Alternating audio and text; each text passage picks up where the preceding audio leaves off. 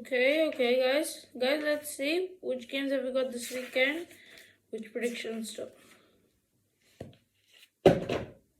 It's international break.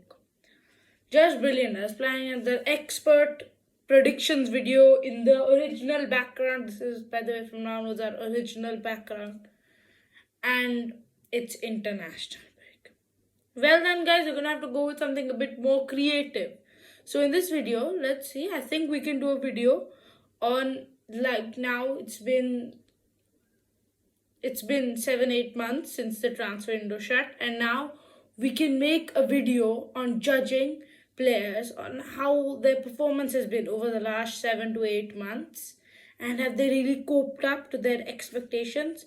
So today in this video, I'm going to be ranking the 5 best transfers of the window who have overshone their limit and shown their worth, and the 5 worst transfers who have made the expectations decreasing one by one and just can't cope with their team right now. I'm going to be judging of 3 criteria: their performance for their team, their price tag, and their expectations.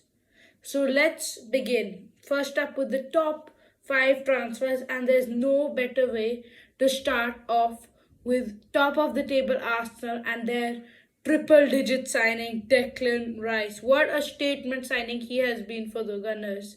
105 million they paid for it, and right now they can look back and say, we paid every penny is worth it right now. He holds that midfield together. He's kicked Thomas Partey out of the side and has built a good midfield relationship with Odegaard. I think he goes up there unarguably the best signing of the window.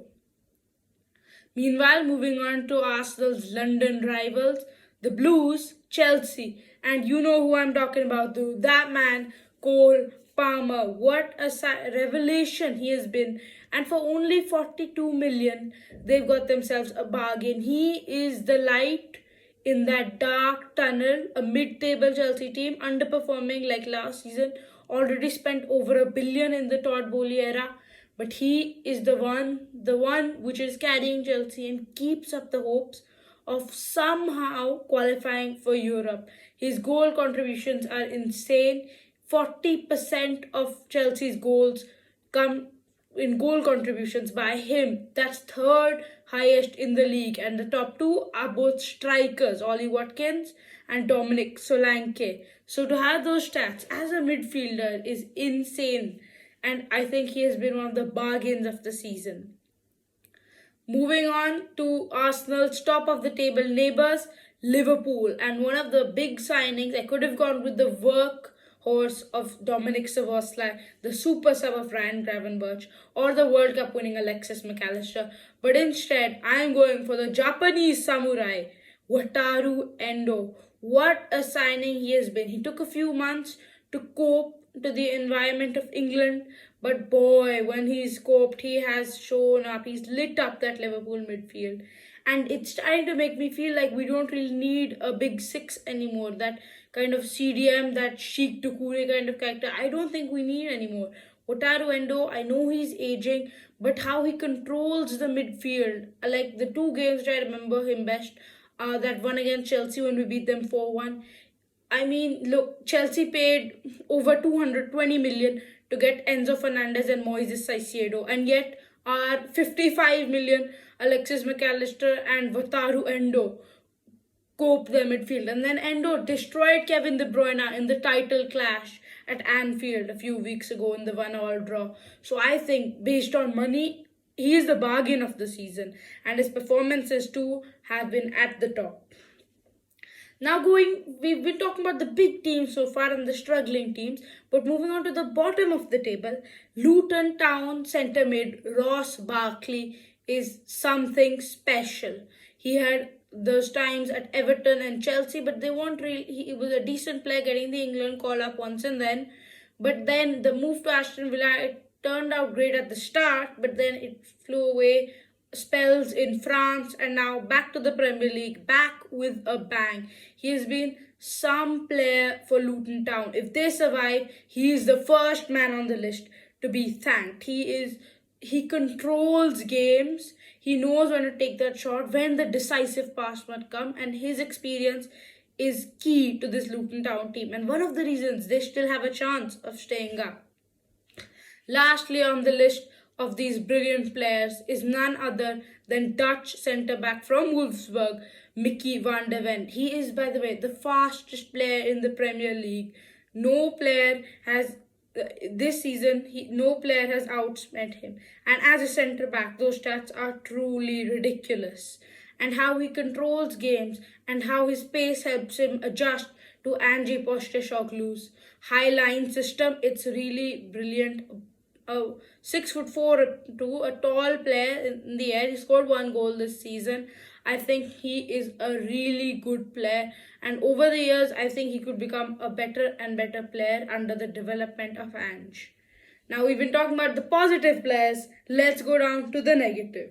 First player is none other than Morocco centre defensive midfielder Sofiane Amrabat. He had a decent World Cup, but you can never judge a player of one tournament. You need to see their history, and he wasn't really a top player at Fiorentina. Barca wanted to sign him, but they lacked the money, so United came in with a loan deal right at the final days of the transfer window. The fans were frustrated that it wasn't permanent, but right now I think United fans are glad that he is not a permanent signing. He's been recalled from loan. He's going to leave at the end of the season. They're not renewing his buy option, and for good reason too. He's just turning more and more into a bench option. At the start, he was at the left back position when he first signed in the first few months, but Erik ten Hag has realized he doesn't have enough pace for that, and now he's just one of those bench options just to fill up a seat, to keep it warm. He just can't cope with the pace of the Premier League, and I think he needs a move somewhere else. Maybe stay in Italy or go to Spain, because the Premier League is certainly not a place for somebody like him. Staying at the topic of Manchester United players is Mason Mount. The English midfielder had a lot of hype around him once he said that he's not going to be staying at Chelsea. Liverpool were interested and they didn't want to pay the big fee on him. So in the end, it was Manchester United who splashed out 60 million to sign the centre midfielder. But in the end, it just hasn't worked for him. A depressing, not really working kind of pre-season.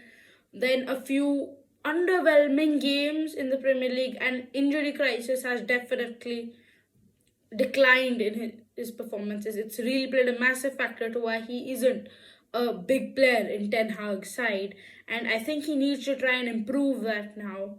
I don't think he needs a transfer, but he really needs to work on, and maybe let's see what Radcliffe has in mind for him. Now, leaving the topic of Manchester United players, Harvey Barnes just hasn't been that guy for Newcastle United this season. Signed from relegated Leicester, hopes were high and they became even higher when on the starting day he got a goal in their 5-1 annihilation of Aston Villa. But since then, I don't even think he's scored a single goal. Anthony Gordon has just kicked him out of the side. On the other side, Miguel Almiron hasn't been great. Jacob Murphy has had to take that side. And now Harvey Barnes, he's had the injury struggles, but still, I think he needs to up those performances to try and get a spot in the Magpies side. Now, coming back to the relegated level players, I don't often like to choose relegated level players at this category because when your team is so poor, there's little you can do. But Ryan Giles, I just don't think it has worked for him at Luton Town. He became their record signing.